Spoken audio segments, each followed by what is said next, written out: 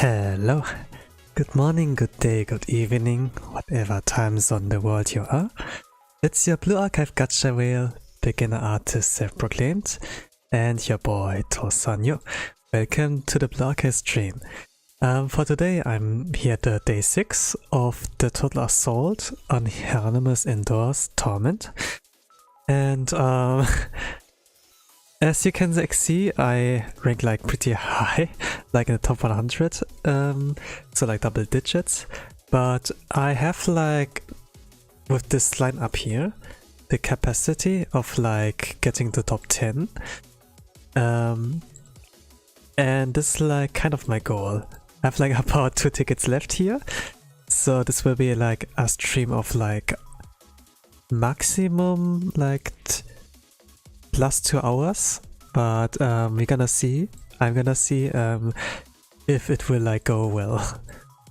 And also hello fast guys, welcome to the mold stream. It's like basically gambling on a chance of getting top 10. And let's see how this will go. This is like about 1 minute and 30 minutes left or something.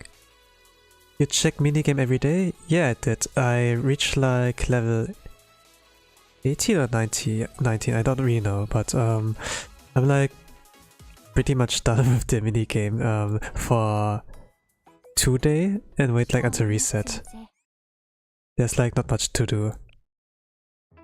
So only like level 19 and 20 are like left, and we can do that in the reset, and then it's like all about it. I check it like with other gamers as well on like what their max level currently is, and yeah, this is like all you can do really. I missed 1 day and loss is at least 5 in AP. Yeah. If you like AP Horde, if you did like AP Horde, then yeah, this can like happen. It happened to me once as well, but you know what you can do if you are a whale? You can like IP refresh and everything is like daijobu. But since I've reached like level 90, I don't have much reason to like AP dump anymore. I don't need that much to like get Ibuki to UE40. So like pretty good as well. So I'm just gonna take it slow and yes. Anyways, I'm going to start to gamble here. I try like the 1 pound strat on like getting into top 10. And it will require for me to borrow a dress Akko. I have like one for myself, like level 90, 4-star, but I don't want to like waste too much time with like keeping her alive. So like to minimize the room of error, I'm going to borrow like Akko UE40 or at least UE30. I used like one UE30 before. This I don't use since every amount of damage and debuff you can like get is like important. This is like level 7, 22%. And this is a UE40 with max skill, 24%. And Hina always does like maximum of damage, so if I lose like a little bit of damage just because this dude didn't max it out, then yeah.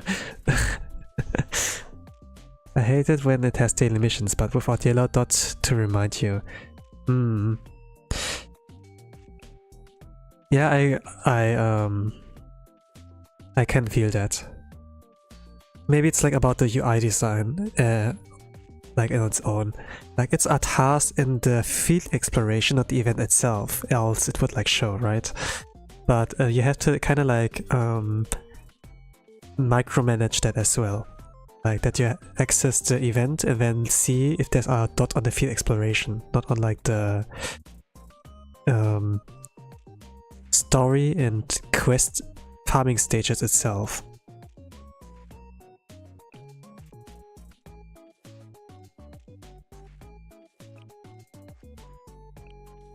So this is skills, like I'm gonna use coconut, this one. Okay, let's gamble. I'm not really sure if I'm like can manage that, like chat and gameplay, but I practice this rotation a lot, so maybe I can like autopilot. Let's see. Mobilize.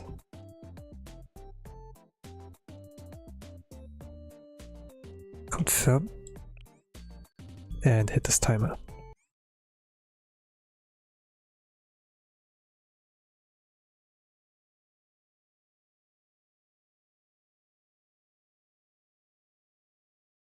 But I must like say the RPG, like the field exploration, is like really fun. I love RPG elements a lot, especially those where you have to like interact with other people and like when the story is like intertwined.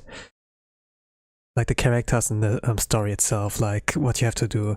It's normally like yeah, you want this, then do this for me please. And then you have to like walk from point A to point B to collect item C and then get it back to the guy who gave you the quest, something like that. But the thing is like the way this event is like scripted, like the field exploration, makes like pretty fun.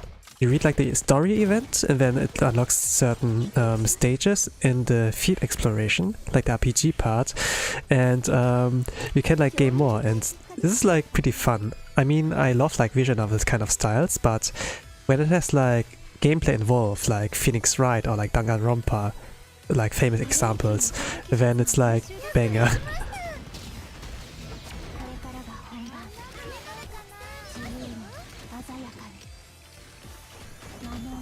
Hello 8, welcome to this Blue Archive stream. I'm molding or like gambling for a chance on top 10 with this team.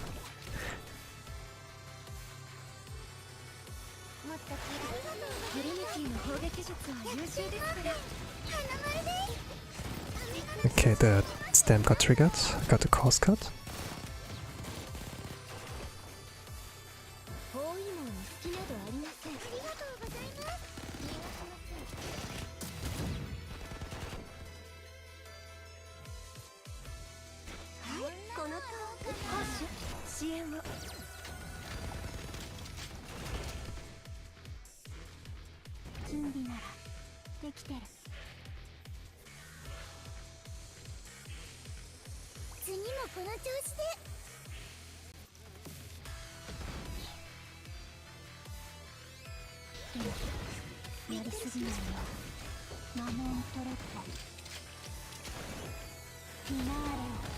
Okay, restart.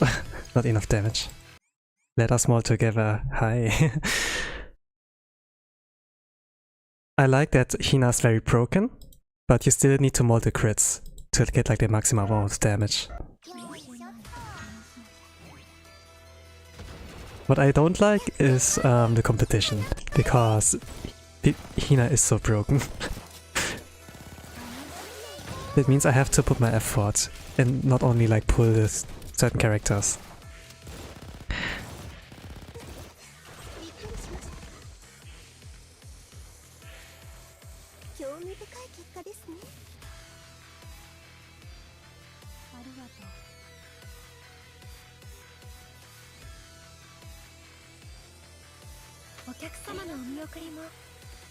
There are like a lot of good games out there. I talk like about RPG kind of games as well, but I mostly like play games that are like not only all ages, but also like for the adult kind of side. You know, like those games that have like age kind of sticker on them. That's only like played for adults, for mature audience, right? How do you call it? And let's say those kind of games have address like more serious stuff, and sometimes have like certain kind of scenes in there that are like not for the child's eyes. So like having a visual novel of that kind of style, like to do storytelling, is like all good and fine. But if it has like RPG kind of elements, you know, like level ups, grinding, and not only like your decisions, you know, like choice A, choice B, but also like what you do in the game, if you do like good things or good bad deeds. It can like make it all interesting. I would like imagine that programming and like scripting can be a little bit, not only a little, but can be like really time consuming, but if you do like everything right, it can be like really fun to play. When I like saw the live stream to the kyatto's live stream, the global live stream, right, where the developer team, they talk like about making Hina's events, it was like kind of cool.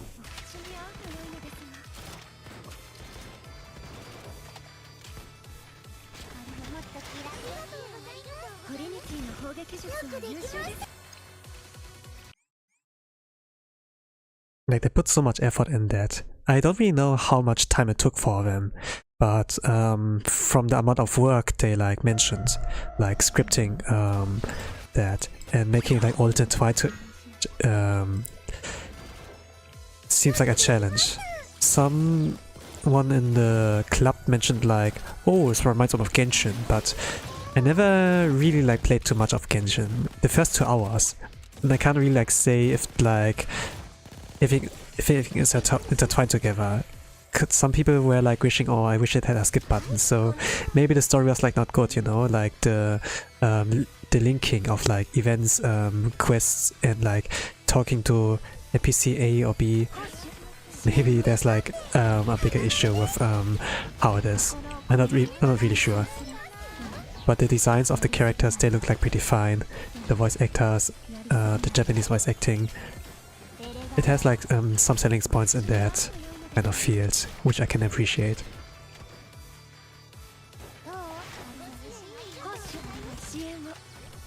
It took too long. Also, thank you so much for accepting me in the club in Discord. You're welcome.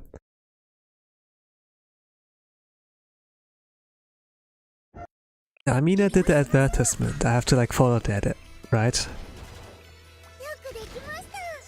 Like in this world we have a lot of people who like to scam. It always begins like with some problem. It always begins with some problem. They don't appear out of nowhere. It's always for a reason.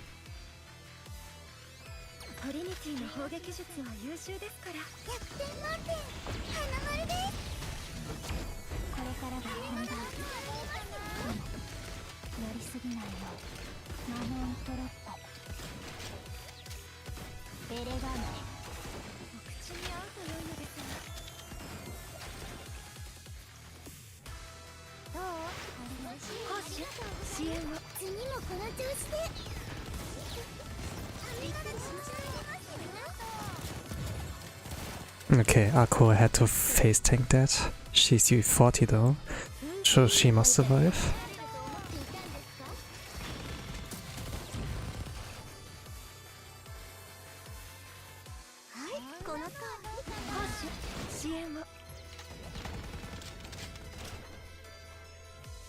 Let her shoot.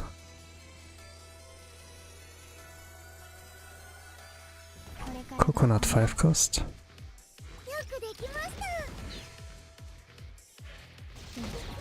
2 million. 3 million. Okay, not in time for him waking up from the groggy. The damage is alright, but not the groggy bar. So I have to like sacrifice some damage maybe.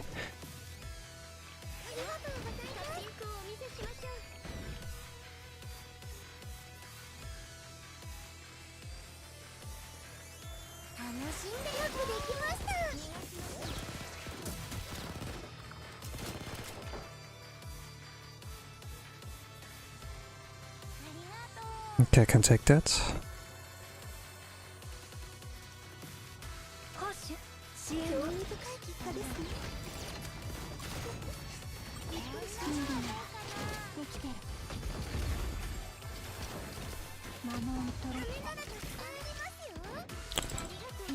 Okay, this could connect.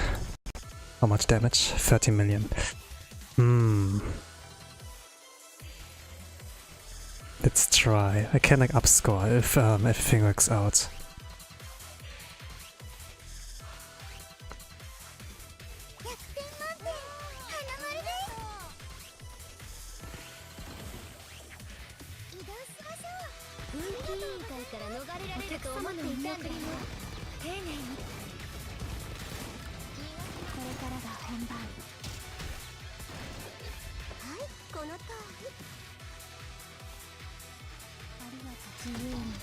1 million. No, it's not enough. 3 million? 3 million. Nah, that's not it. Not the run.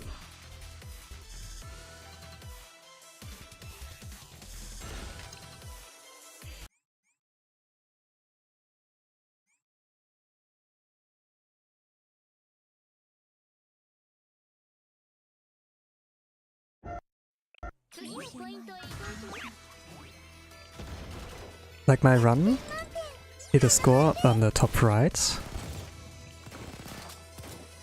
This with like 1 minute left, exactly 1 minute. Plus and minus, so like roughly.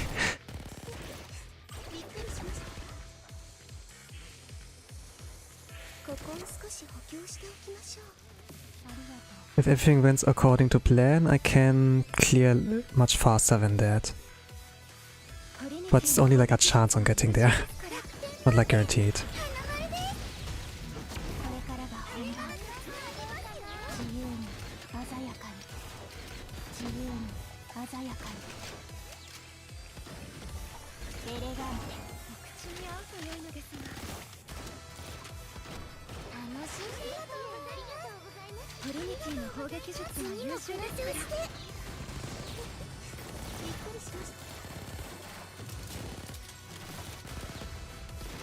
Okay, that's our restart. BA has good balance between gameplay depth and mobile game accessibility, because if I were to play open world, I would prefer a real 3A on PC.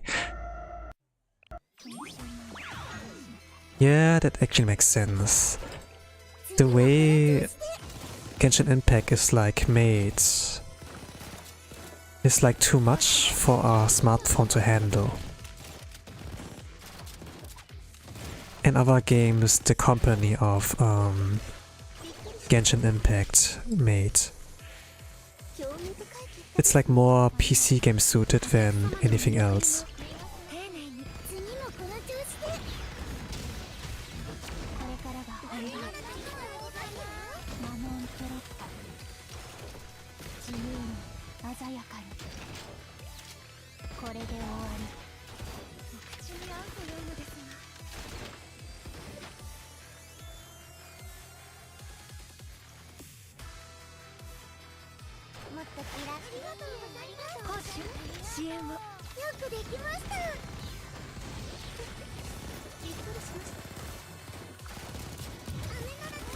The heal came too late. Let's restart here. Like, not to throw shade on Genshin Impact. I think like the game has like really good popularity. It's like one of the most selling games in terms of like sales or gacha content and stuff. But it has like some weaknesses and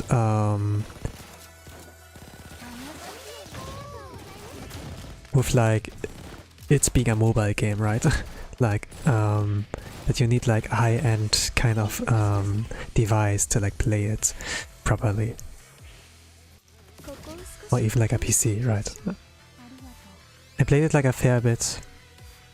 It was a fun experience, but I wonder like what happens if you're like done with the open world part, so like the exploring. Like, has the game anything else to offer? I don't really know, but it was like fun for me, so I can't like say too much. I can like understand why people have like fun with playing the game, and a lot of people are like addicted to it, I would like say. And once you spend your money on that game, or have like your first pulled waifus, or like husbandos, it's gonna be like hard to like let go of that. Especially if you like whales. Oh, I wasted like $300 on pulling a character I really wanted. Now it's like hard to give up on that. Right? It's not like you get your money back. Like every purchase you do is not cancelable, right? cannot cancel that. There's like no refunds.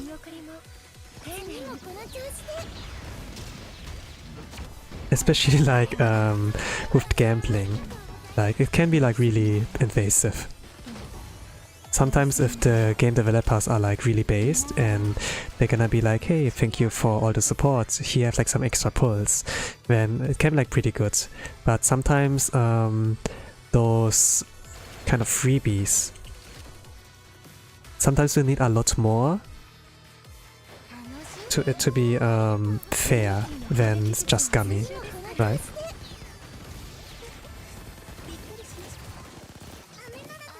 I think like it's not hard to top.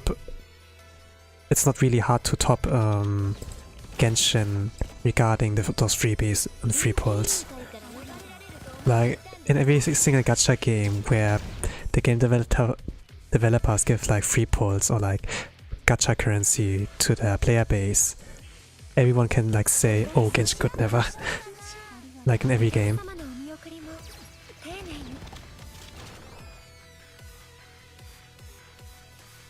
And sometimes it's like a sentence I like to use too, but at the same time I'm feeling like, yeah, it's not hard to top Genshin in this kind of aspect.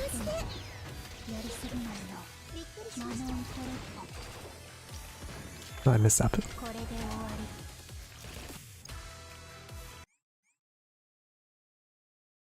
But there are like other games they made too, right? Like Star Rail.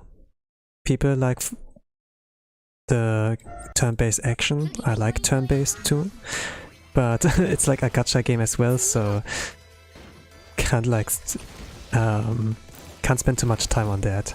If it's like one that's not multiplayer open world, then I can be like fine with that. Since I like only played for myself for like a limited amount of time. It's not like I play it like every day for the rest of my life, right? Like, at some points the game has an end. That's like what I play RPGs for. Like to experience a story and and like have the experience of that. The Archive has like some RPG elements as well, and because it's like so grindy, you have to like keep up playing with that. But what they do with the game design, I don't really know, but it's like, as an artist I like know what they do right with the color palettes, the UI, and as someone who read like a fair bit of manga, novels, books, like yeah, books even, I'm not a weeb only, who just sticks to 2D, right? I actually like grabbed some physical books and like read those, and as someone who like consumes a lot of media, yeah, let's say that, I can like see why they do that really good. I'm not really sure though what will happen after Volume 1.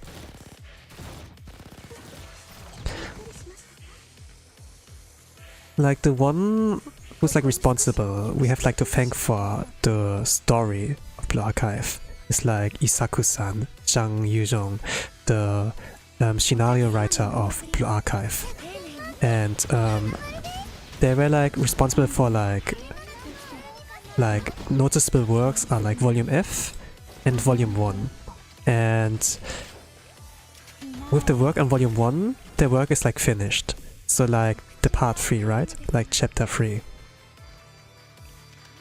with the Abydos girls. They got like Shiroko Terror and Combat Hoshino released.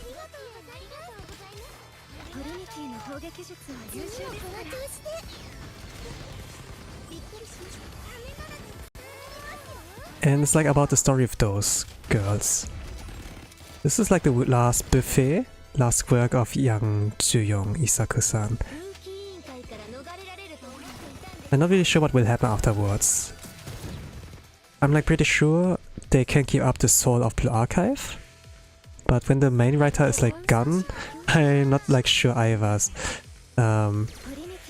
if it's gonna be bad or it's not gonna be the same. But I'm gonna like see. We can only like wait and see, right? What will like happen?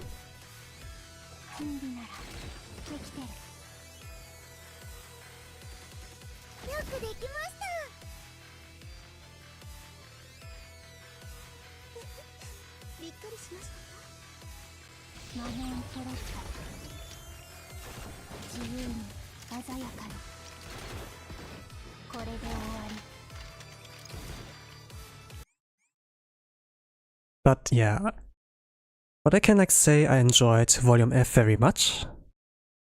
And because Volume F was like such enjoyable work, like a 9 out of 10, 10 out of 10 even, I can like for sure say I will enjoy part 3 of Volume 1 a lot too.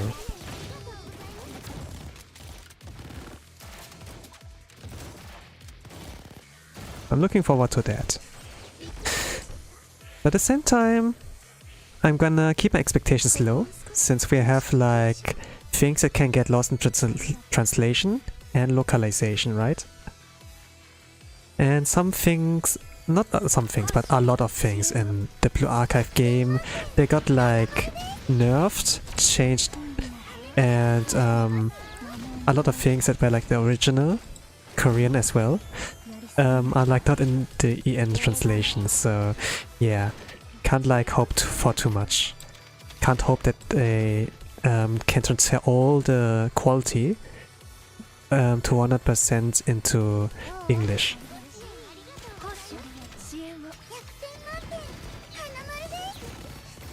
AI is like at this point a lot better.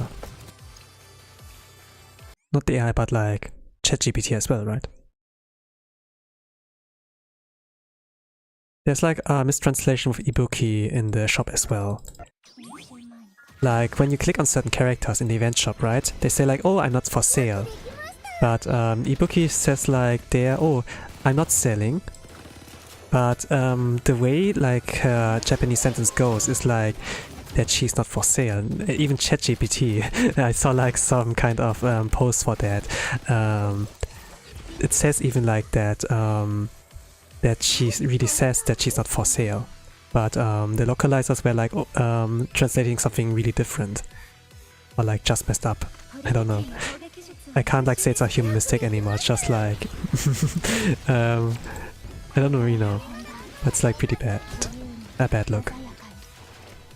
It's not only like in Blue Archive as well, it's like an anime kind of, like in a lot of media, where we have like people with agenda and they want it to have a certain way, but it's only like a loud minority, and I'm like kind of impressed that this minority is still like present in games like Blue Archive as well.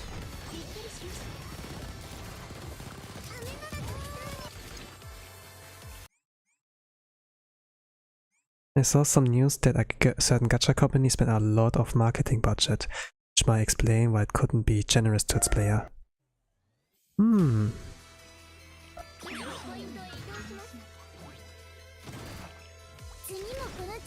I see.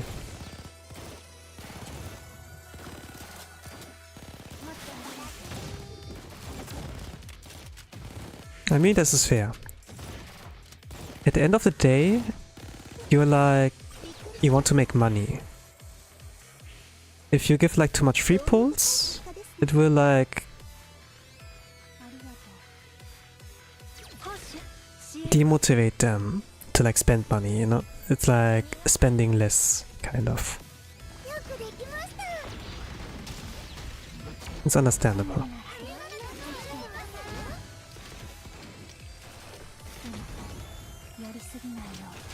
Like some gacha games died in that kind of way. I'm like aware of that.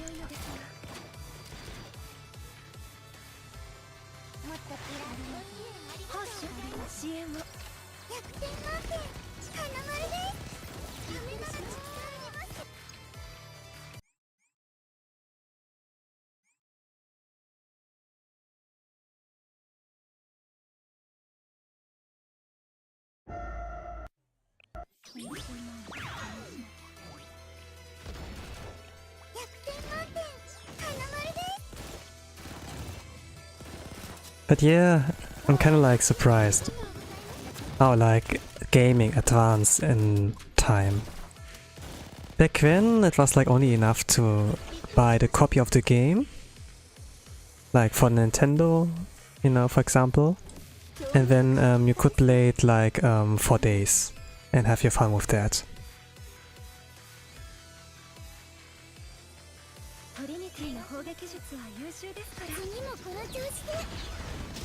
Now games require, like single player games require like internet connection, battle pass. What is that? Back in the days we didn't have that.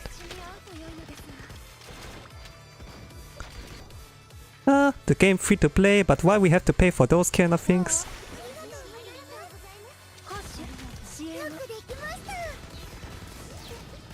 What is that? Monthly pass?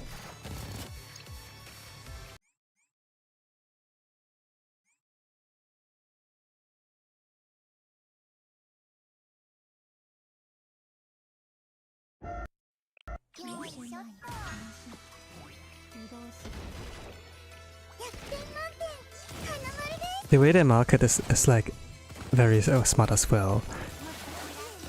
We have like a boss enemy here, a raid boss, and it can be like hard to fight against, and then they bring out the solution like Hina, and it's getting like really tempting on like pulling her. I mean, you have to pull her at this point, else your red raid is gonna be like super hard. And looking at JP's server, it really like proved how much of a atomic bomb she is.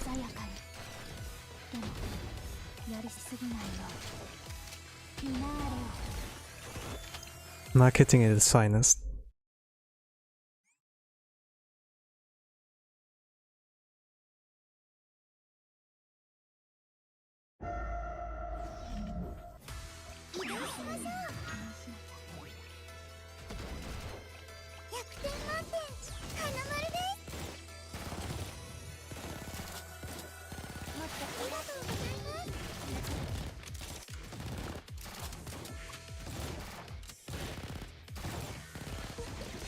But with how good some things perform, it can always happen that other companies will also like try the gacha kind of route and try to copy like what other what their senpais like did, like copy some homework, right? I'm not really sure on if I'm gonna play any other gacha game. I know like for sure I'm gonna keep playing Blue Archive. But with like other gacha games I'm not really sure. Like I didn't really like ended up playing Palworld in the end. And even though I played some open world games and even like tried Genshin for a bit, I can't really see myself playing open world games with gacha.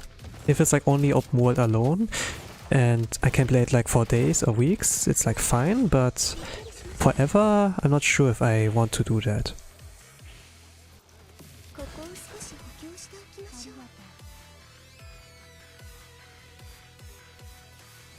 Especially if there's at some point like a meta you have to pull for.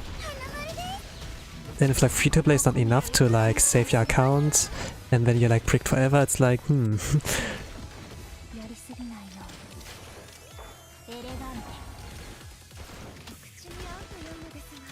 Like it will at some point like follow this kind of like good games do that.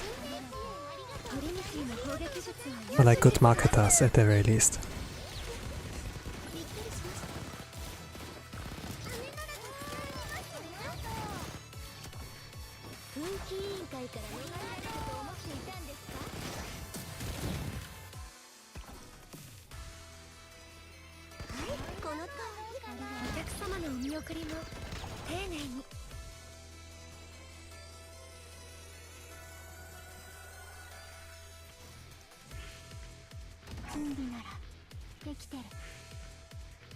Get 5 cost.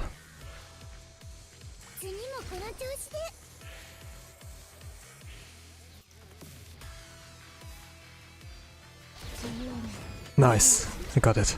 The first shot groggied it. No, dismissed! Ah, fuck. Hmm. Why did it miss? Do I have to restart or can I cope with that? First time I see that happening in this timing.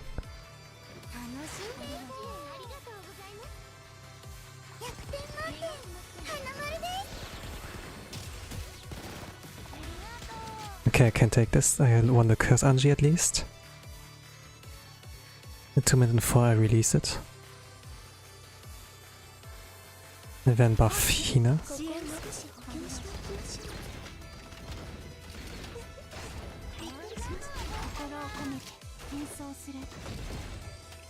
Can groggy it. Nice. 60 million. It's not enough. Restart. If that one shot connected, it would be like 9 million at the lowest point. Like lowest point is like 9 million. Like somewhere in between, maybe like 11 or 10, even 12. I would like find to like more a little bit. Yeah.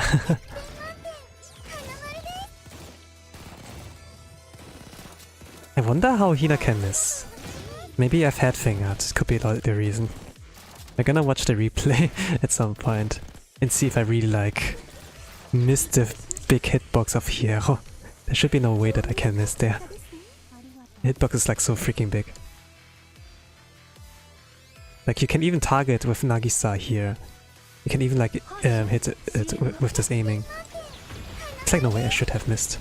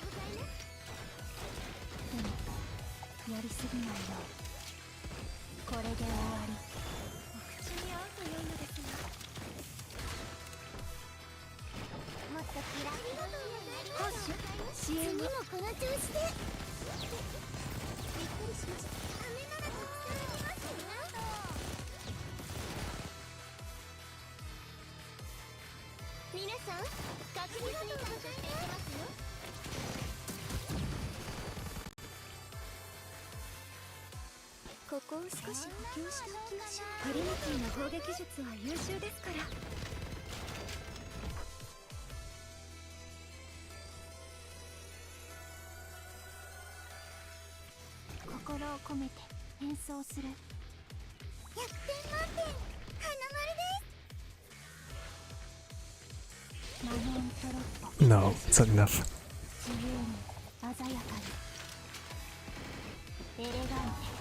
Okay, restart. The English localization is based on Korean script rather than Japanese script, given Korean as language is much more niche than Japanese. It's not surprising English localization has issues. The thing is, like, if you machine translate that, it gives like a more accurate translation than what localizers do. Like Korean language, yeah, might be difficult, but when I see like the interviews and I put like machine translation on that, like Google, for example, it's pretty much accurate. I can like get what they're like saying, what they want to convey. I have like no issues with that. But localizers, they make like a really bad job compared to machine translation. Can't I like just like make it so that it sounds like more natural than making the meaning completely like, no? Like a translator's job is like to make it to like translate it, right?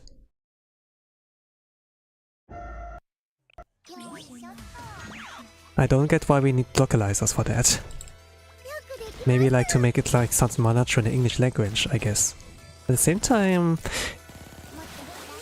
like from what I saw so far, it's not a good job. I don't know what happened. I don't know what happened. It's in this kind of meme with the Shiba Inu dog, right? With the dog, with the doge. With like the virgin doge and the chat doge, right? Like back when the localizers, they were like those chat doges and did their job. They did what they were like paid for. But today's generation is pretty much like this virgin dojo, I would like say. This is like the kind of image I have in my head. But yeah, this is like an issue a lot of BA players have, and like recently also like anime watchers, like the Crunchyroll does, like, for example, they don't really like proofread what people like give them.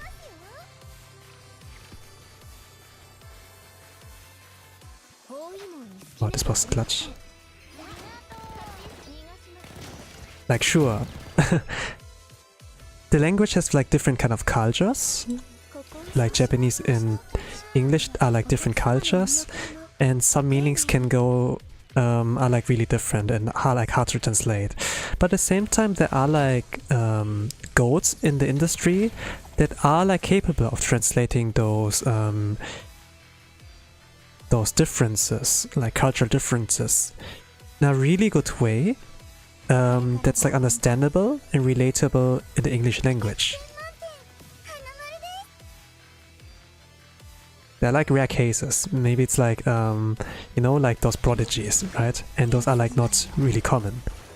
But at the same time, you know, we can like say, hey, this guy did good work. Let's take this one example, right? There's like this kind of comparison kind of thing.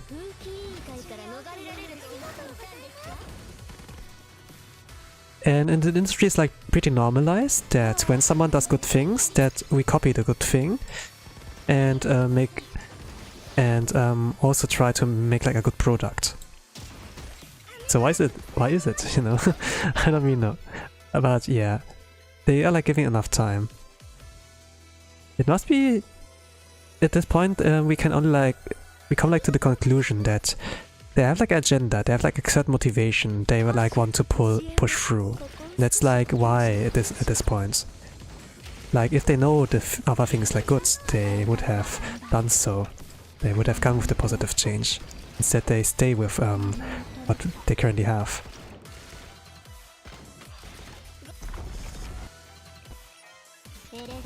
Yeah, it's not enough damage because Oji-san runs away.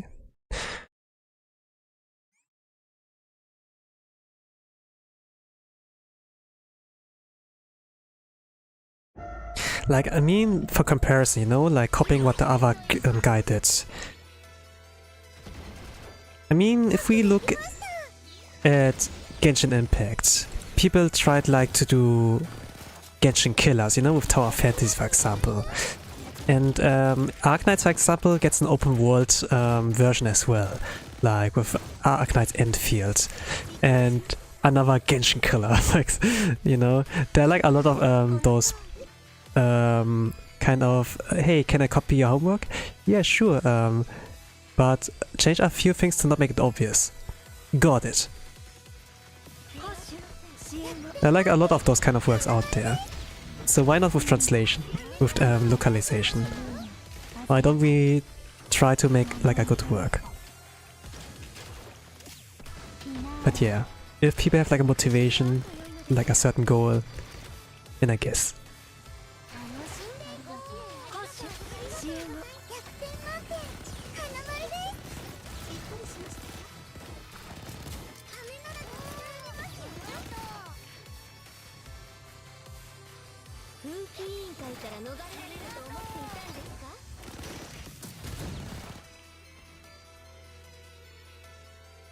I don't have much faith in localizers anymore.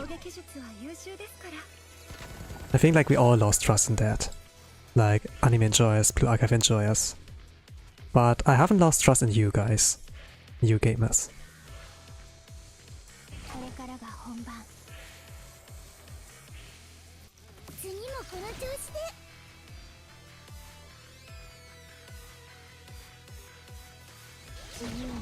Can make a difference?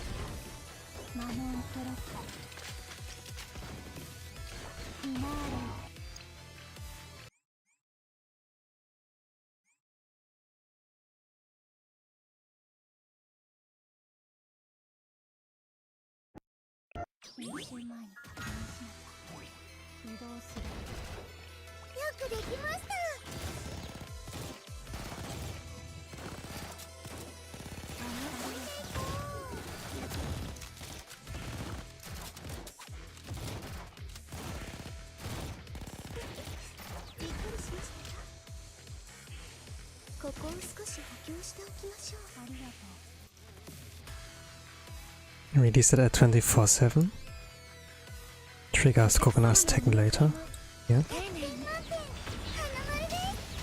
Here.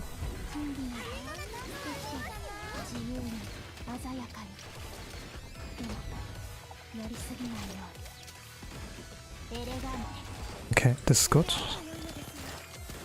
Mochi-san, Nagi-san.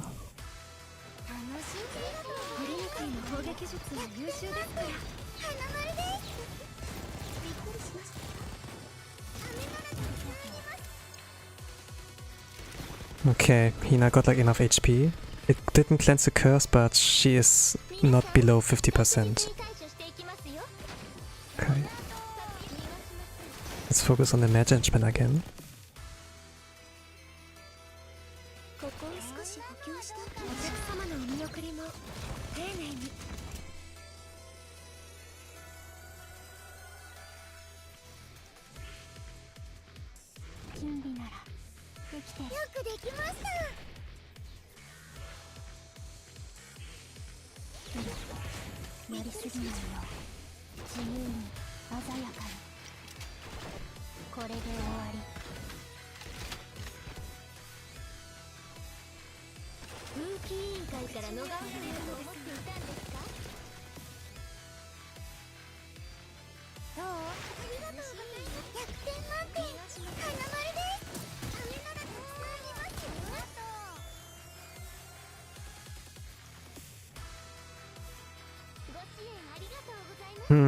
Can I take that?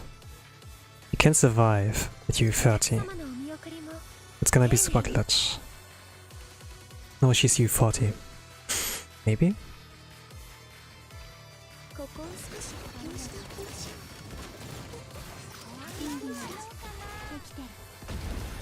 Wow, that's so much damage. He's alive, yes. Scheiße. Shit. Yeah, restart. That's why... yeah, I think this cannot work.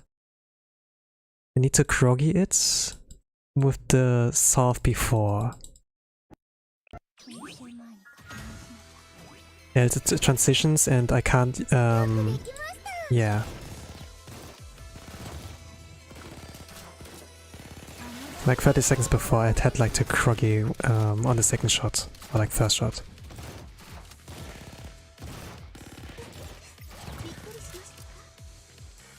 I think I can't do it in this ticket. Ah, so. Restart, I missed the timing. I have to think about ejecting now, but the thing is like with this rotation, with this team build, ejecting is like on the easier side. I think if I have like about 10 minutes left, I can like go for it. Try to make like the most of out of the ticket.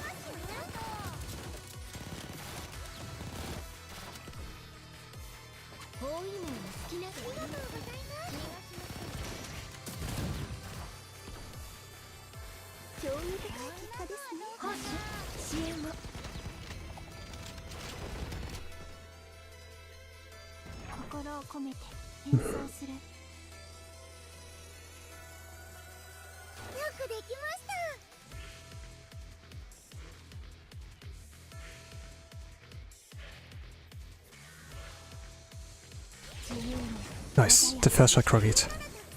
I can make it. Oh, 1 million, no crit. Okay, there's a chance.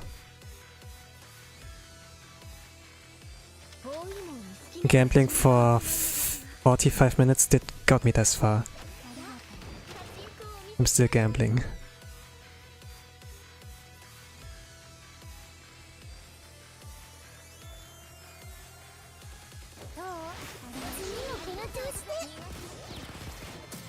Curse mold. Guess I can take that. Oji-san's like super safe, but this can work. Hina can groggy a hero, and I cannot, and it will not transition. Okay, can shoot 2 more times.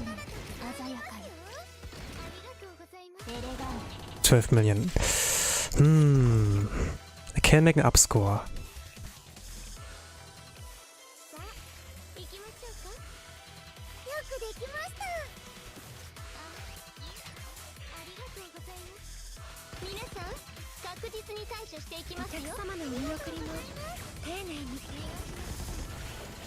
Hina.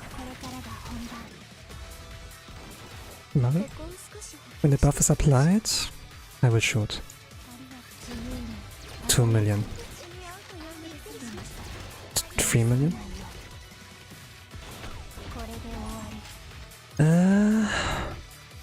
That was the closest I got. Well, let's E-check with that. Maybe I can upscore a little bbit.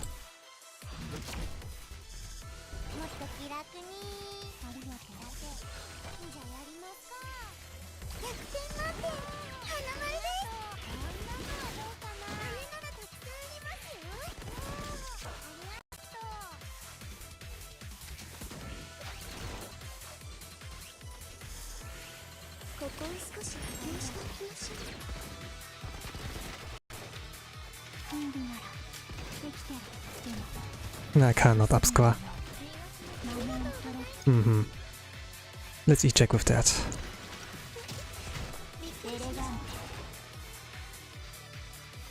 Okay, let's stop the timer.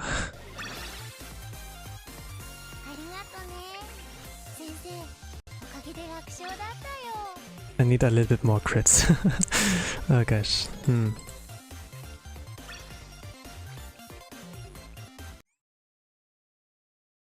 Okay, last ticket.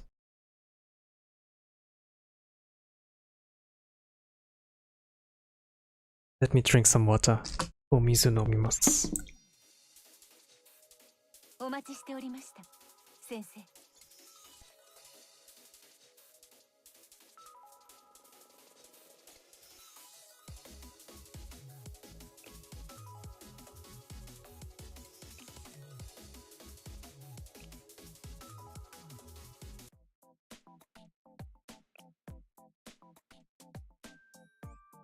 But UE40 dress Akko makes a lot of difference. It was even a level 89. Survivability is like pretty great.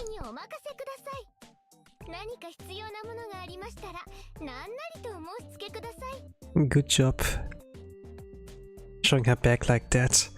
This is like her best angle with this kind of dress. But okay, let's start the last ticket. Confirm. Okay, start the timer.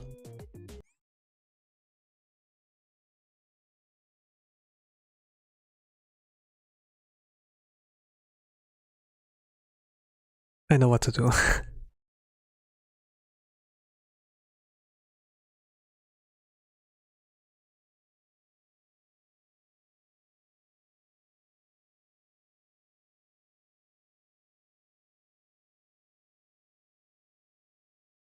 It looks fun, ignoring pain, death and suffering, of course.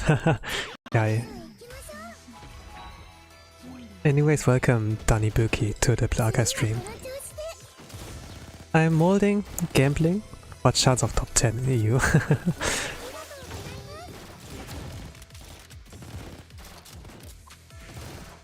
I'm not promoting gambling, but this is pretty much a program that I like gamble on stream. In form of gameplay. Pretty much.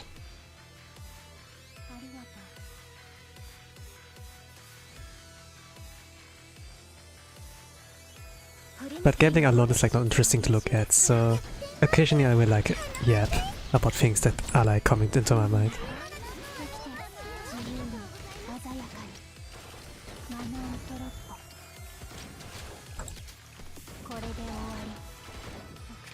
Can I take that?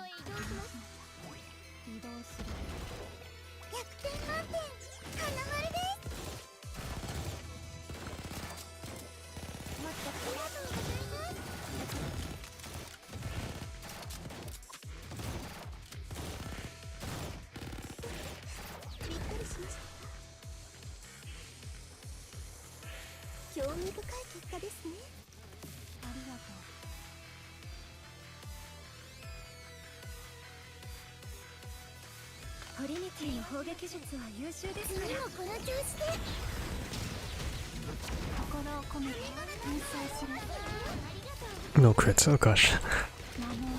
This was a crit. I can take that.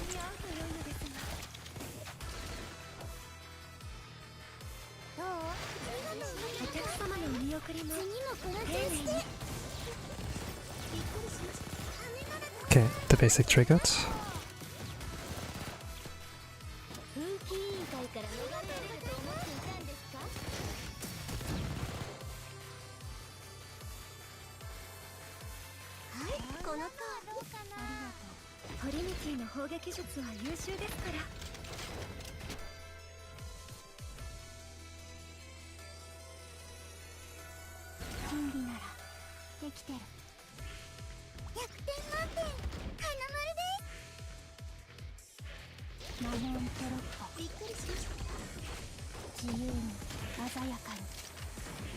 Now let's restart.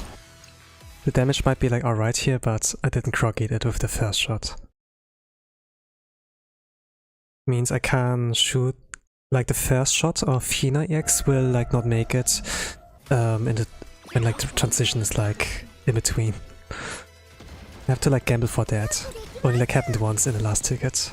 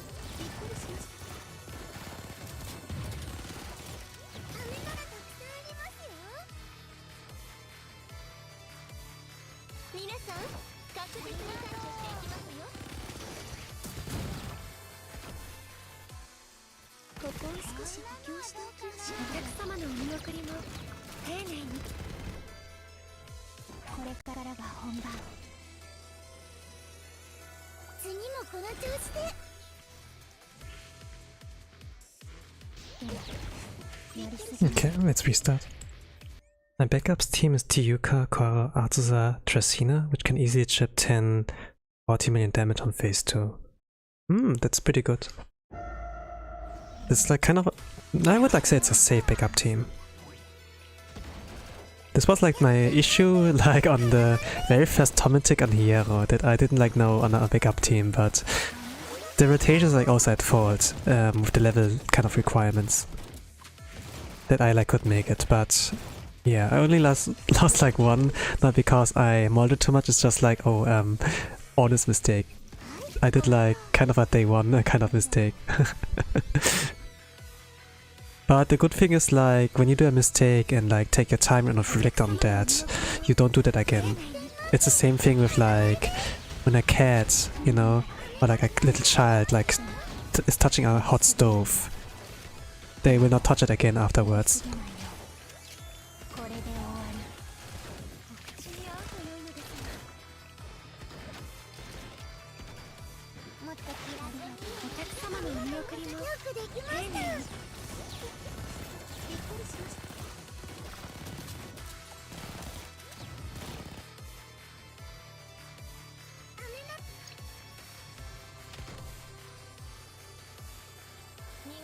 Okay, restart. Coconut's basic, got triggered too late. Didn't got enough crits here. I had to use Akku here when her X cost is like low. It might still work, but yeah, I'm gonna stick to the rotation.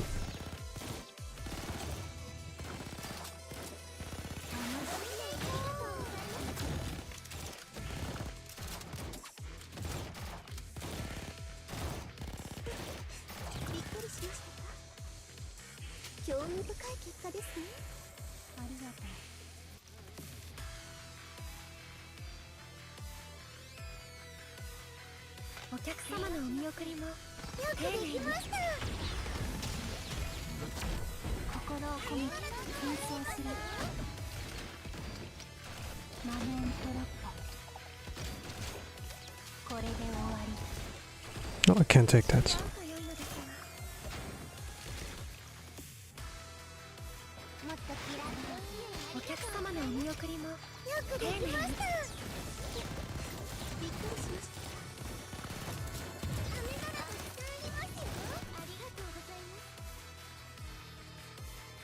Akku's HP is a little bit too low. If she gets cursed again, it's a restart. So I have to pray on Kokona or Oji-san curse.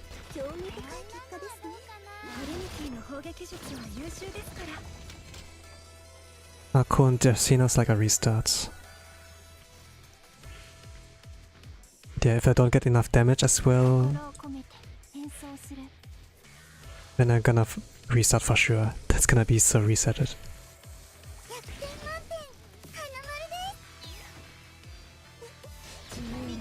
Okay, no crits on the first one. First one needs to like groggy it.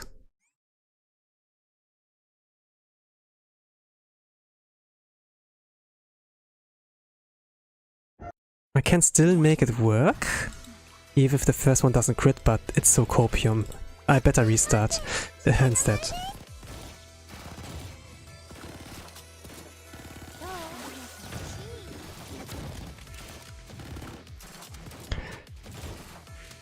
You know, like gambling. I never really was much of a gambler, I must like say. Like with gacha it's like more or less like introduced. I played like a lot of gacha games before I played like this game here. But it's like nowhere as close as here, where I like start to gamble on the gacha and in the game itself. Like, you know, like those crit kind of builds in RPGs or like evasion kind of thing. And it's like more or less like luck based. It's like a % chance on getting the evasion or like the crits, right? It's like never guaranteed. Unless you can get 200%, right?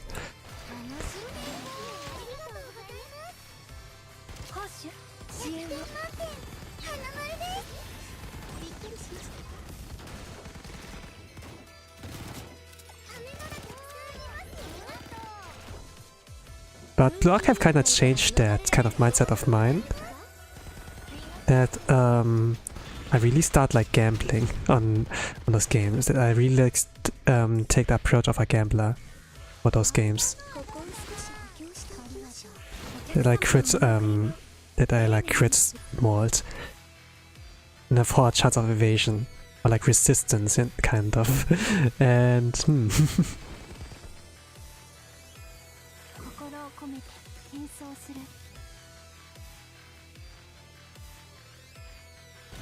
normally there's like no kind of rewards in for RPG games to do so, like to crit mode and such. But it feels like kind of an accomplishment if you can defeat like a high level boss, low level. There are certainly like a lot of smart kind of ways to like battle a boss.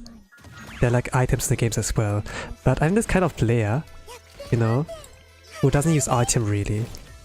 Like if you want to like finish off a high level boss, like a combination of like sleep and poison is like really strong, even if you're like low level. You just battle over and over again and you can like win and cheese your way like that. It's like how you can do that. But I'm like the kind of guy who is like using items very sparingly. If I'm feeling like I can like beat the boss without using that item. If this mindset kicks in, like this one dot, I will not use the item. I will just try to beat it like a chat, like know nothing, and just pure skill. And I would like do it like that. I think like some players can like understand as well. It's like kind of the dots. Okay, what if I need it later on, right? What if I regret it if I use it now? It's like a one-time use. Then it will despawn. Like it will be gone from the inventory. So you kind of want to hold on onto that. Then you end up clearing the game without needing it, or it's kind of like funny. This kind of mindset, like people with this kind of mindset.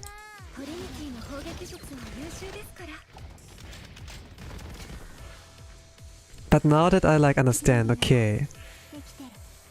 But if I don't need it, I can just reset over and over again, right? I don't need the item at all. I can just like crit fish and defeat a boss. Like mold for like evasion and a mold for like the crits.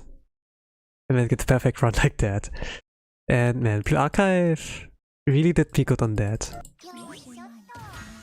Normally it's not necessary. You don't get any kind of rewards if you get like top 10. Not really. But maybe that's like from my competitiveness in the Smash Bros scene. Maybe it's like because of that. I like really play against like some people. I must like say Smash Bros is like a lot better in the competitiveness than Blue Archive. Like, but I don't know, maybe it's like more introvert friendly with Blue Archive, you know? You don't have to like go in person and like compete. You can just like be at the comfort at your own home and just play like that. And you play like not only like with people in your region or like your country, but like more or less worldwide, since we have like people from other countries and continents here as well, like Chinese players are here, like at least Chinese speaking people. Some are like from Hong Kong, Taiwan. Well, I'm getting cancelled by Chinese people, right? If I say like the T word and country in one sentence.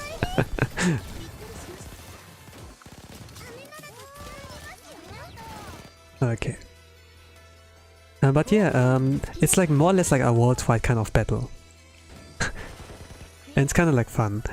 But at the same time, it can be suspicious, you know? You can like accuse people of like cheating at some point.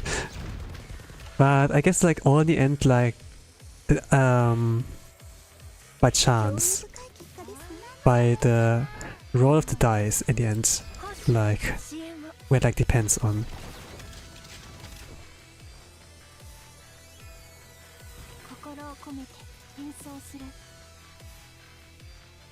I'm like gambling for a chance of top 10.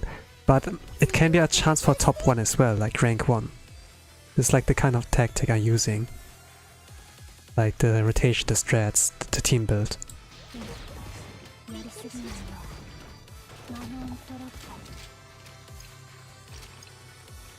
Some would say crit mold is bad and boring, enough torture for an entire hour.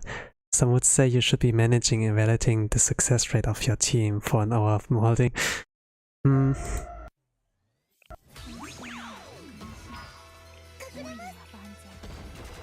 The thing is, like, you can do it in like 10 minutes. You don't need an hour to just clear. And like 10 minutes of clearing is like can be more valuable than 1 hour of molding. A speedrun that you may not get. Since you have like more time on like spending on other things, right? You get like your fair share of Blue Archive for this day. Now let's do your homework, your housework, like cleaning, like do your real life responsibilities, or like play other games, spend your time with friends, touch grass. You know, you can do all of that in like all in 10 minutes instead of like wasting maybe 3 hours if you like mold all 3 tickets. That's like more valuable in your time management, not only like resource management in the game, but your management outside of the game, like in real life. You can argue with that. But there's like a reason why we have like esportlers, people who play like games for competitive reason. They take it like very seriously, and I mean, it's fair. There's like achievement they can do outside of the real world where they're like recognized for like their efforts, you know. They're like the top 1, while in real life they're just like nobody. It's more like an isekai in the game, right? Where you have like this kind of status. I must like say, yeah, I'm Blue Archive Gacha Whale, I'm top 10 player in EU, but what am I real life, right? I'm like, I don't have like this much of a status in the real world, I must like say. And if people like me see like, you know, see like a lot more value in getting an in-game achievement than sorting out your real life, and it's gonna be like that. I say like it's like and like a little bit over exaggerating like that, but if we look at Japanese people, like, you know, all those isekai kind of people, and they like seek for a life outside of the real world. It's kind of like that they want like validation, maybe like redemption, you know, that they like self-improve and they can reach something that they can't do in their own world, that they need like a second life to like start over, more or less. But there's also like argument to reading the second life. Can't you do the same thing in the real world? But video games are like more or less temporary, right? It's like just like a hobby. It's like you do like on the short term, but there are a lot of people who want those things to be long term, you know, like the happy times where they had like no worries about, where they can feel like, oh, I accomplished something, I'm like pretty big. But it's kind of like this escapism, but at the same time we have like community in the game. We have like other people we can talk to, and this feels really like home as well, right?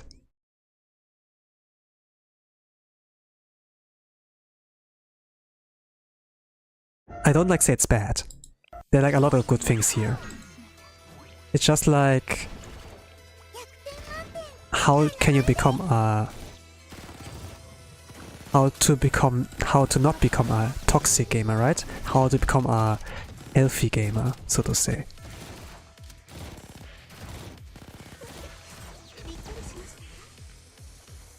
I'm thinking like, yeah, it's like what Dr. K like says, right?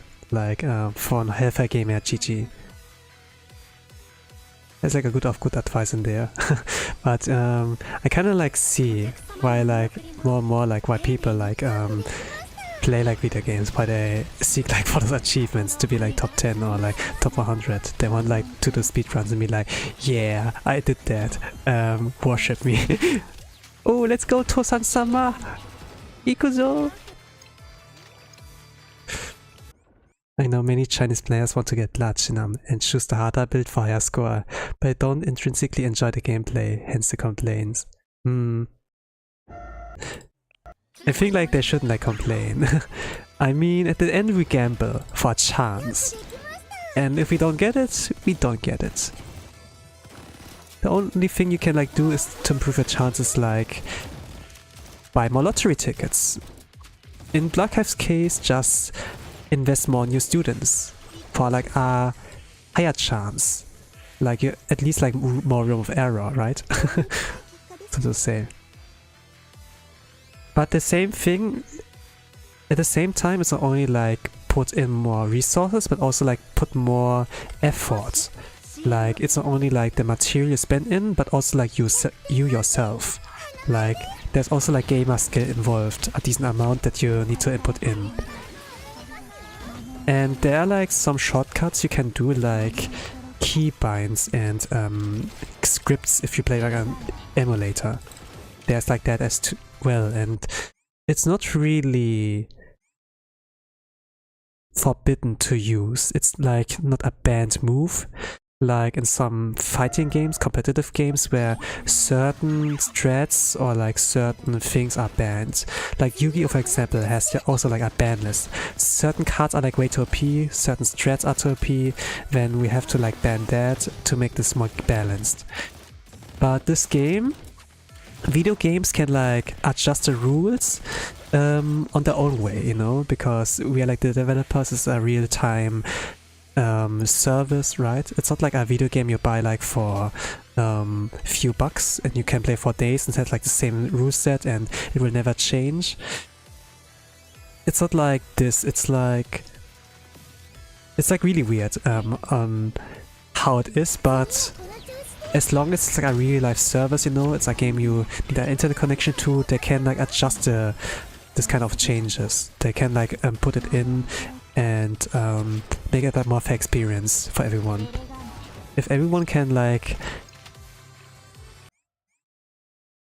If everyone can get the same results, it would not be special. And in the JP server, you know, Peroro, right now, someone reached 40 million. 40 million in the JP server. The first one. It was always a meme, like a myth. We, you know, only like people with gaming chairs can get like cheaters, but actually someone got so lucky to get it. And it's all like a chance. You're like the chosen one to all this. And there's also the commentary, oh, if you got that lucky, you should like start to buy your lottery tickets. Maybe this good luck will like transfer over. Maybe it's like that, you know? Maybe it's like that. Chinese people have like a lot of belief in they believe like a lot in those kind of occult or like mythic things. Like that's why they're like really afraid of saying the number 4 in their language, or have like a fourth how do you say that? 4th floor, right? They like removed the numbers, but what they like put out is like the number 8. It's like for fortune, a lot of money, right? Something like that. And the Feng Shui stuff. It's like an interesting part of the culture. And it's like not only like there, but also like in Japan somewhere.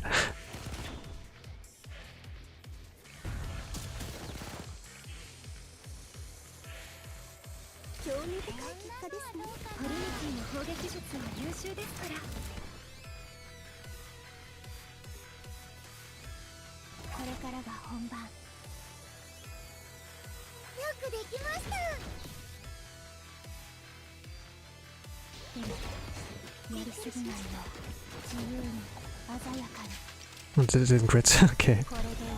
Okay, this did crit. Maybe it can work. Okay, Oji-san next, and then Kokona.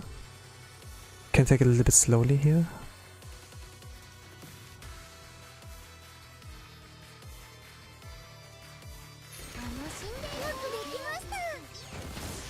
Okay, curse mode. Okay, I can take that. Oji-san can survive this.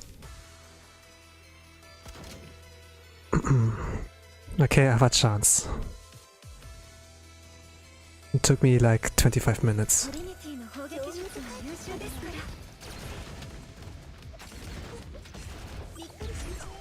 Okay, Oji-san did not survive.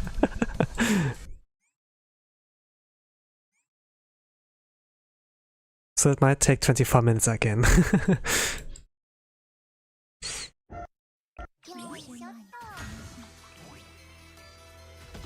But yeah, this is like the thing with like that you gamble, and it's not never guaranteed. I can spend like more hours on that game, on doing this strategy, but it's never guaranteed.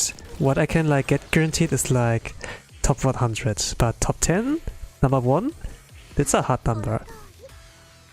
When there are like people out there who can consistently get number 1 with those kind of gambles, it can look suspicious, but at the same time, you know, we cannot control luck. Some people get lucky. Some get unlucky. It's like that people also they get unlucky in gacha. I heard of a lot of people who had to spark on their banners. And if I see like at gacha channels, kind of, you know, on their pull results, I see like people who didn't got the rate up student and then they had to spark all the way. Especially like double banners. This is like really painful. 400 recruitment points. Didn't get any of the rate up students. Of course, like gameplay and gacha can be different, of course, but it kinda applies with like the chance, right? Luck, random chance. I see modding in B8 is the same as also any hard game where you have to relearn a strategy, beat net, boss, whatever. The point of B8 is how many tries you can do in 1 hour. So precision speed. Yeah, I understand that analogy. It's like buying lottery tickets, in so to say, that you get as many tries as possible to get the jackpot, so to say. In this game, the jackpot is like the top 10 or rank 1 score, and the only way to like buy as many lottery tickets as possible is not like investing resources, but try to get as many restarts as possible. So you have to be like, you need to be like skilled. You need to be a gamer for this to work out. So this is like understandable.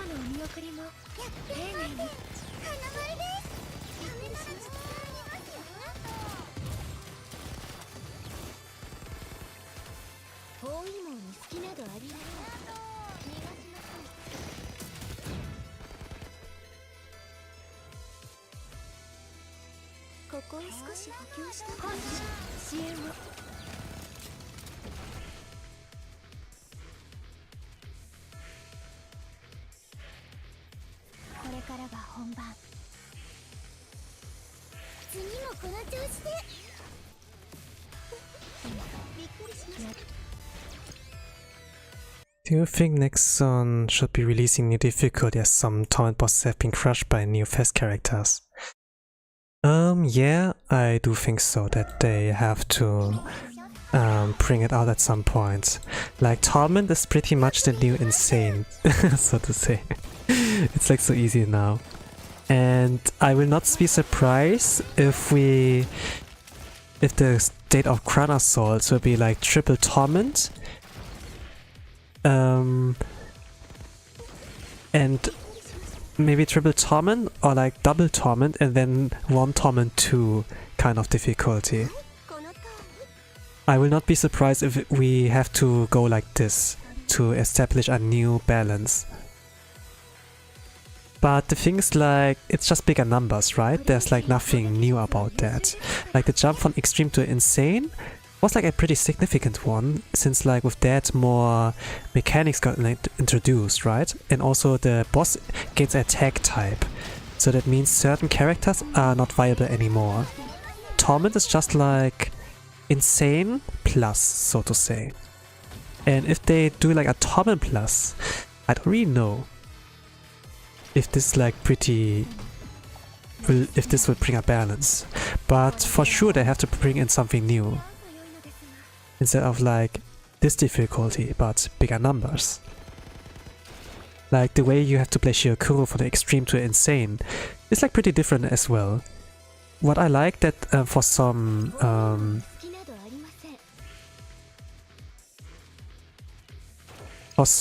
torments, they applied like the like Shiokuro, like the extreme and insane plays like really different. But insane and torment also like plays different. Like the difference in like phase 1, like with the bomb pattern.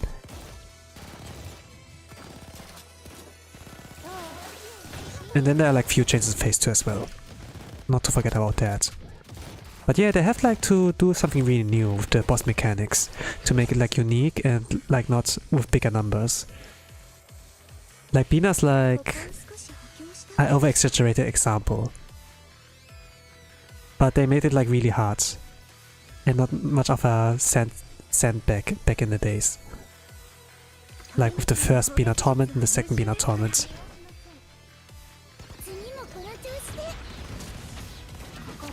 But we reached like the state where Bina is like almost one-punnable. And it's like, yeah, sad. They've slaughtered my boy.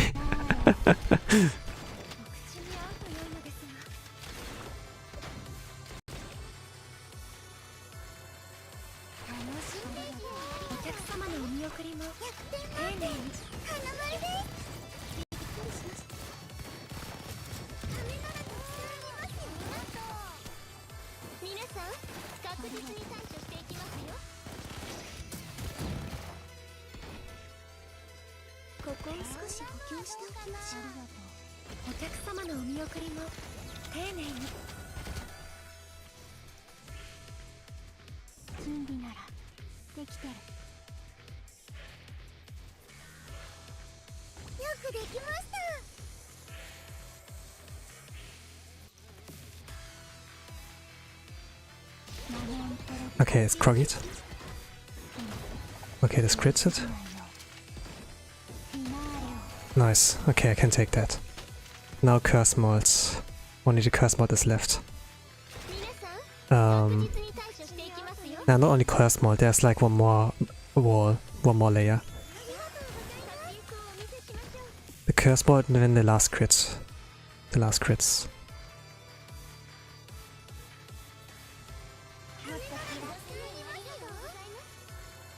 Wait for her to get the stamp. Okay, do this. Okay. The HP, the lantern HP didn't went down. If it did, it would be like restart again. Yeah, I can take this. She can survive this one. If we had an Oji-san, it would be game over. So I had only like 50-50% chance and I won that. Either Kokona or just Akko here were like fine as targets.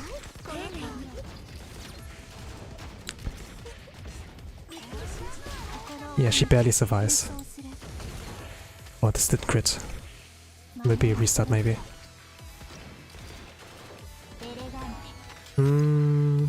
It's not enough. It's did like 6 million, right? Need to shoot Ina one more time. I can do like 10 million. This is like realistic. 12 million maybe if I get really lucky, but this is like impossible. So restart. Next one has to wake up and release new permanent modes, or when firing the incompetent translation team. That said, of course we are going to have new difficulties.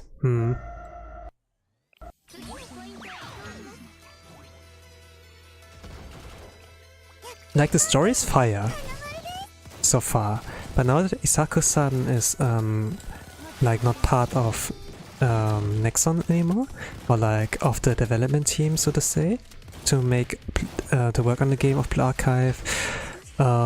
It's like a little bit. There's like the question, the open question: what will happen now? It's like good that we can see a little bit in the future with the Japan server. Like a little bit. To have like some expectations. But it also means you get into spoiler area, but in this case I don't really mind spoilers anymore, kind of.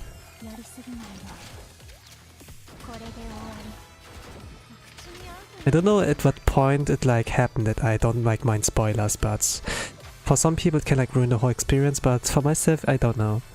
I even like see memes, I'm kind of like of like a certain kind of series and I'm kind of like, yeah, this looks cool, let's watch that.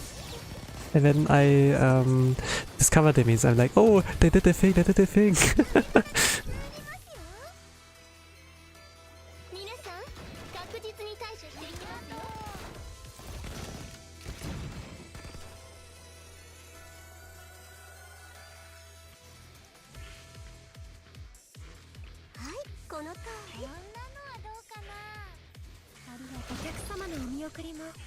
But the thing is, like, peak will not always last. At some points there will be like up and downs.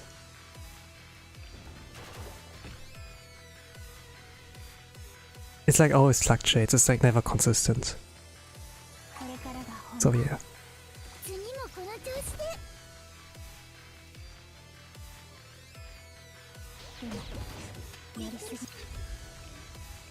I really like the last chapter, so I don't miss Isaku-san much.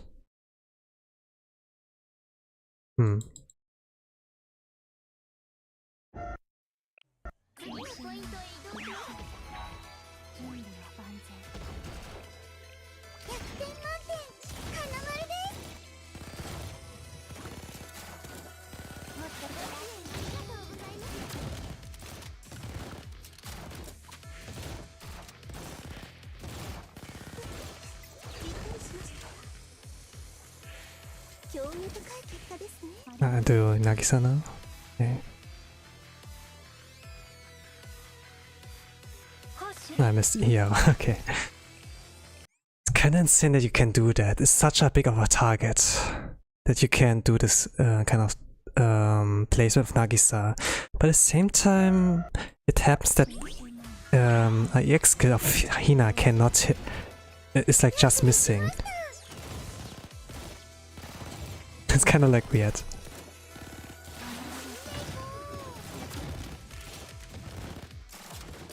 Maybe it's our imagination, but yeah. If you can't do it, then just restart, right? It's just like buying lottery tickets. Nagisa's decreased by 40%. The defense sounds like pretty important, so I had to like hit it. Like everyone in this team is like super strong. You can like clear easily with this rotation. There's like some mold included, yes. But if you just aim for a clear, that's like good enough.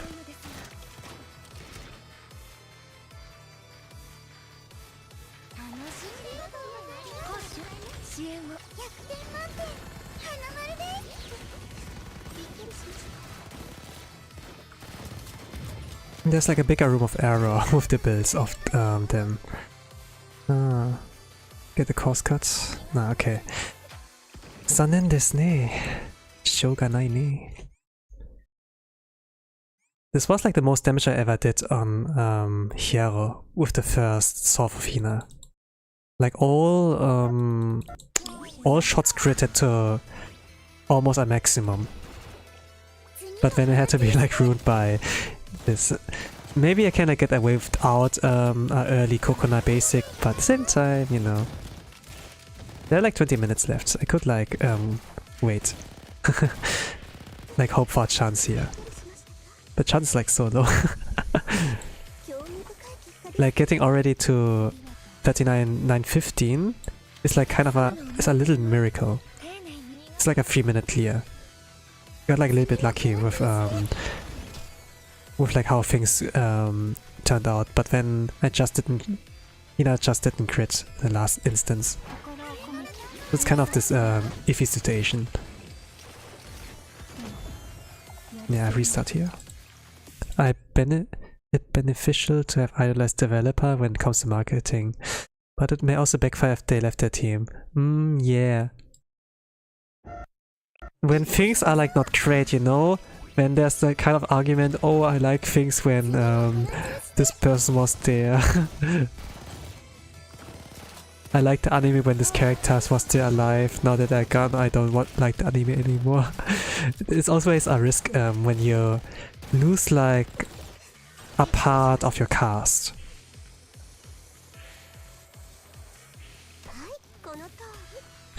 And the thing is like with like a development team, those people are like in the background, right? They're like behind the scenes. You don't see them as much.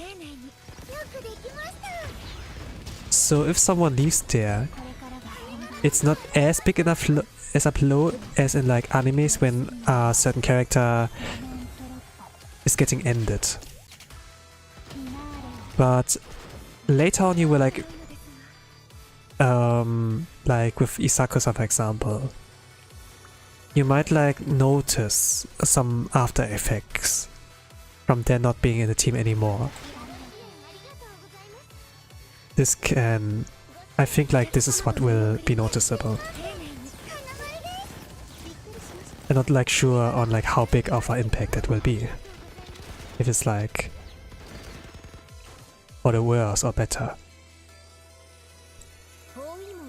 The best I can like hope for is like that things stay consistent. It stays like at least like alright. That's like the least I can like hope for. But if things like go bad, I will not be surprised.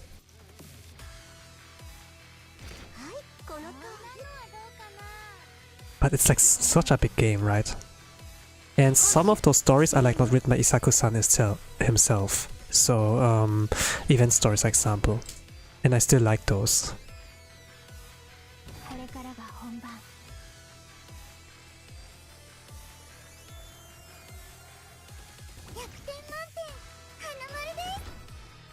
Oh, restart.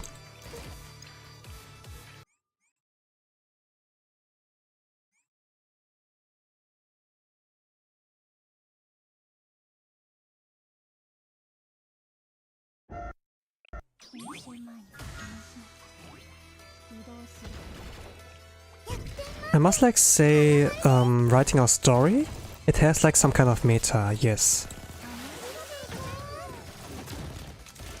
But the thing is like how every writer is like writing a story is different.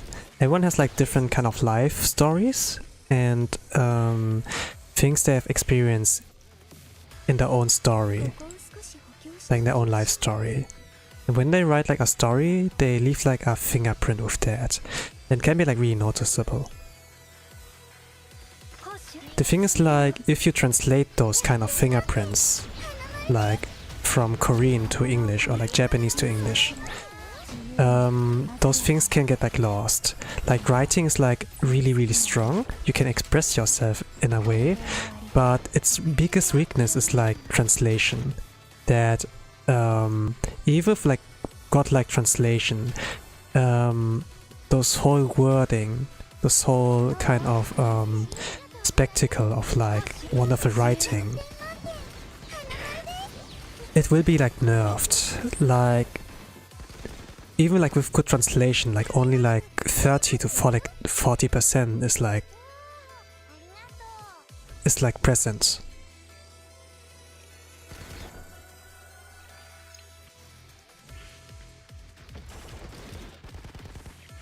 So if you introduce like, if you have like a story that uses as less words as possible, you can make it like globally, right? You can like, it's like the best how to do it. It's like kind of like the anime, where how the directors, scriptwriters like direct that, like show don't tell, like use as less dialogue as possible to explain things. And Blue Archive does like that kind of. I think like Isaku-san had like that mentioned in the interview that they kind of like followed this kind of way. Like the facial expressions of the girls are like pretty exaggerated, pretty anime-like, pretty strong.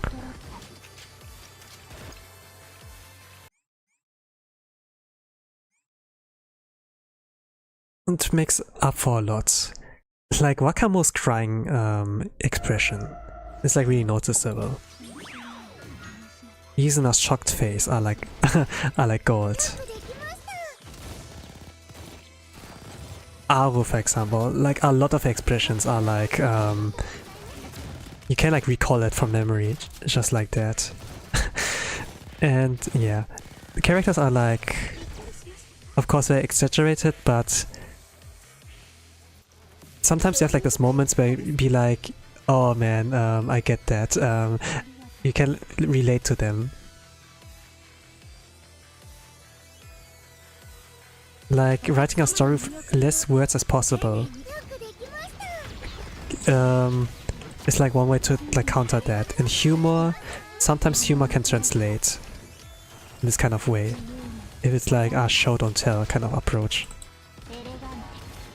Like, remember volume 3? The last part there? I'm not saying much, but it's like where Haruka entered in volume 3. This was like comedy gold. And it used like as less words as possible. And was like still funny and memorable. This is like what I talk about if it comes to Blue Archive storytelling. It's like it's just good. 9 out of 10.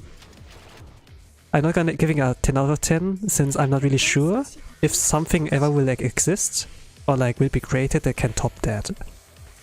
Probably it can, which is like the scary thought.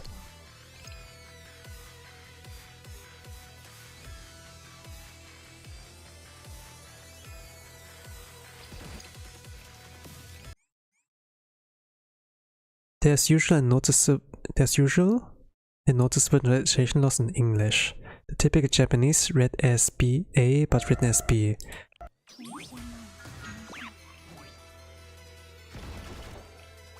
Yeah, the Japanese language is like pretty different from English. Like if you want to learn Japanese as an English speaking person, it's really difficult since the grammatic is like, the grammar is like you could like say it's an opposite, it's a polar opposite, like where it starts and where it ends. So of course like difficult. At the same time, I'm like not a native English speaker. So I don't really mind. But the thing is like English is a world language. Everyone, or at least like majority of the world population can understand English. If I want to like look up for stuff in my language like German, of course I can understand stuff from there, but the info, the amount of resources that are like translated in German is like limited. English, you have like a lot more of that. Like 5 billion plus extra amounts, so to say.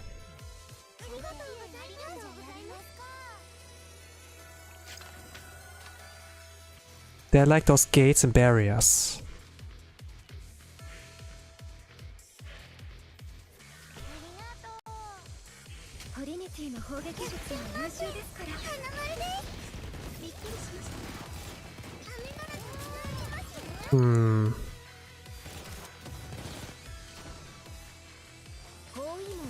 But the thing is, if you learn English, a lot more doors are like getting opened. Even if some of the translation are like shit, a lot more doors are getting opened. So sometimes we can't help but stick to English.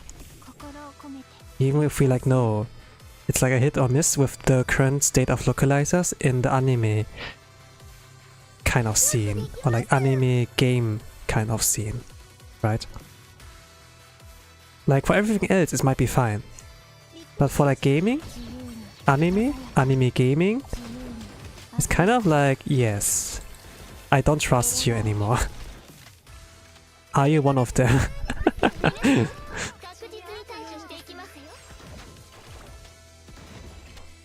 But yeah, there's also like not only localizer problem I like talked about before. It's just like the language. It's just different. We have like some kind of cases who do like a really good job. But yeah, it's like a rare case. Curse mode. Yeah, I can take that.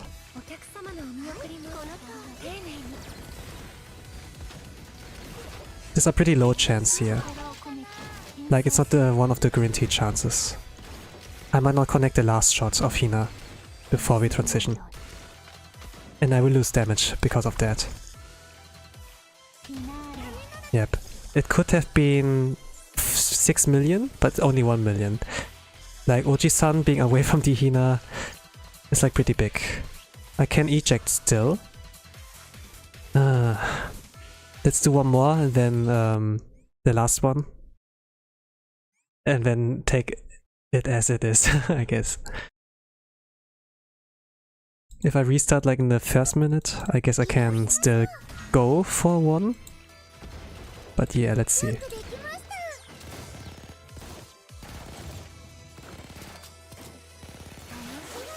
Okay, let me focus.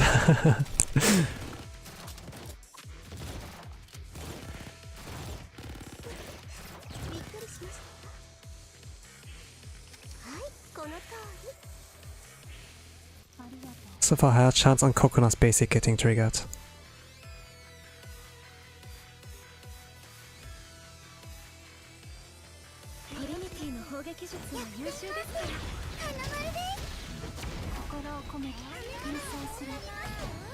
Okay, no crit.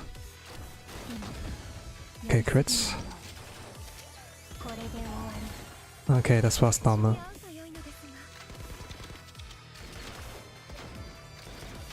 Yeah, nothing like nothing big happened. Alright, I guess this is our eject run.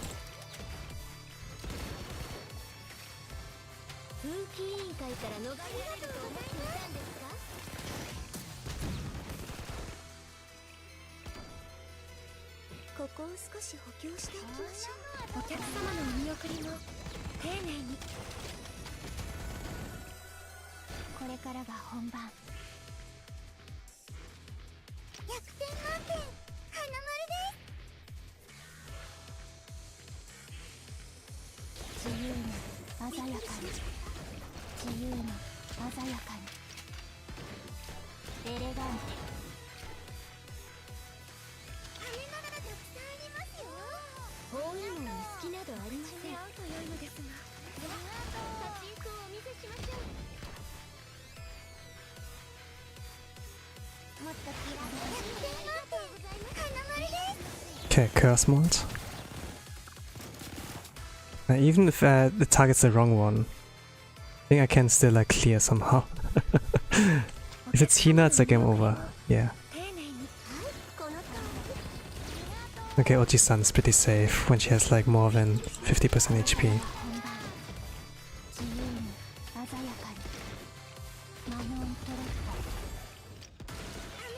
Okay, I could like shoot the last one.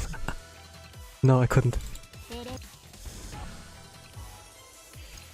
I'm pretty sure you can use Hoshino first, and then shoot. It can work, yes. It will ruin the speedrun, but yes, can work. For like a little upscore.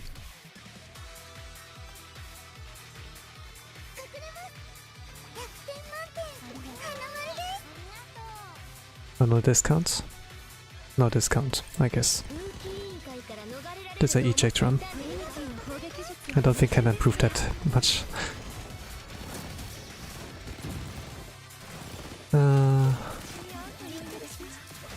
Let's do Oji-san refresh.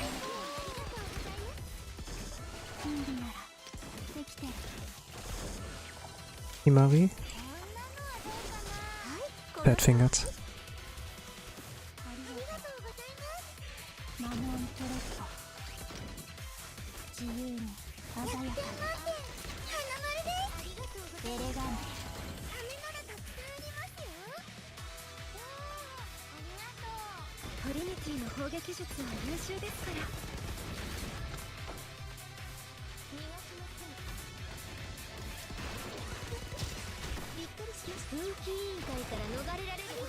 Okay, one AoE.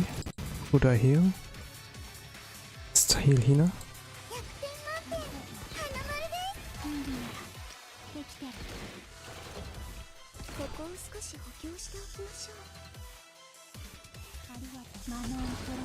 $1 million. No crit. No crit.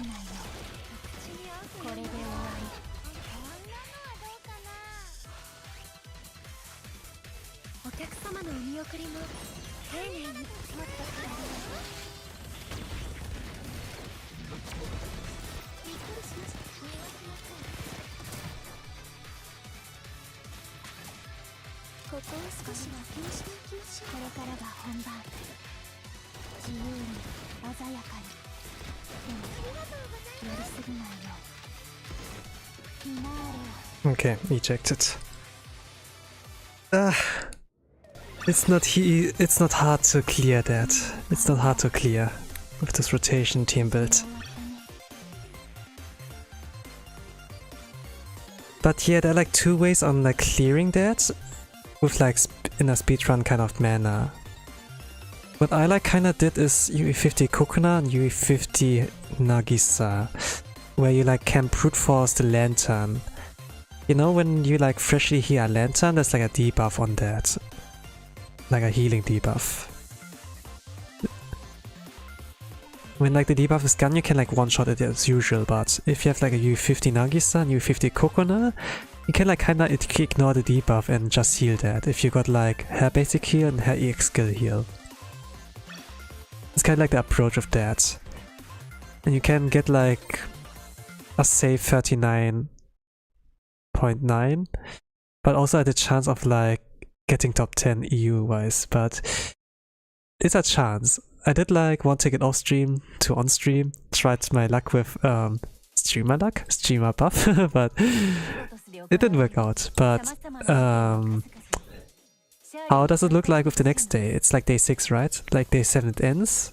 Not really sure if I can do it, but if I get my run done, I will upload that. I'll like see if I can get this done.